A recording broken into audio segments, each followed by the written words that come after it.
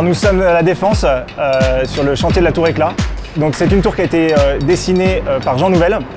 Et nous sommes Bateg, mandataire d'un groupement d'entreprises qui est en charge de la réalisation des travaux avec Permastiliza France, Vinci Énergie et TK Elevator. La morphologie de cette tour, il s'en découle de la forme du terrain. Et la forme triangulaire de ces parcelles, très singulière, a généré la forme prismatique de cette tour en la déployant en forme d'origami.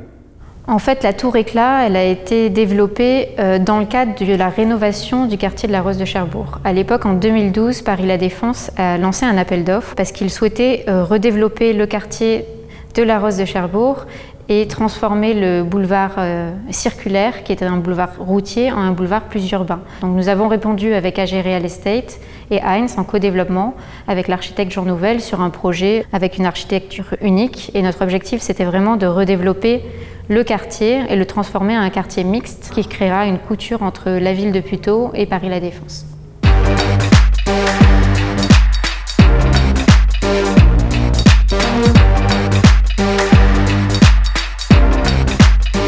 Donc nous avons démarré les travaux à l'été 2018 par une phase de fondation, sortie de terre à l'hiver 2020.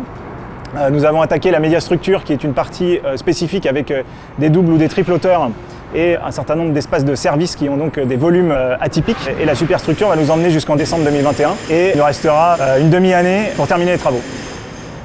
Alors pour le gros œuvre, nous avons 3 cycles. Un cycle haut qui consiste à la construction du noyau de la tour. Donc c'est un cycle qui est réalisé en 5 jours.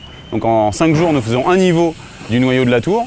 Et ensuite, le deuxième cycle, qui est le cycle de la couronne, qui consiste en fait en la réalisation des planchers qui sont à l'extérieur du noyau. C'est aussi un cycle que nous réalisons en 5 jours. Puis le troisième cycle sont les ouvrages différés, qui sont faits en sous-œuvre, qui sont eux aussi réalisés en 5 jours. Donc sur la Tour Éclat, nous réalisons des planchers précontraints par post-tension allégée. C'est une solution développée par Vinci conjointement entre nous Bateg et nos cousins de chez Fraissinet, où nous mettons en place dans le coffrage des câbles de précontrainte qui sont mises en tension après le coulage et après le séchage du béton.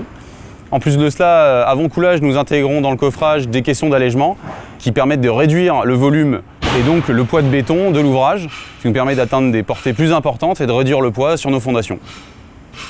Alors la façade a une particularité puisqu'elle est composée de 2 objets. La peau qui est vitrée, qui est étanche à l'eau et à l'air, qui sont des blocs de façade qui sont mis par l'intérieur. Et la deuxième particularité, c'est les brises-soleil qui sont mis, eux, par l'extérieur après la pose des blocs. Alors des grands chiffres sur une opération de cette taille, on en a beaucoup. La tour fait 200 000 tonnes.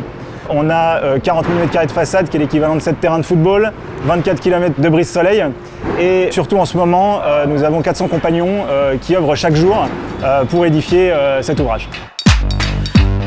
Avec ses 76 000 m² de bureaux, la Tour Éclat accueillera 5 800 personnes à l'horizon 2022.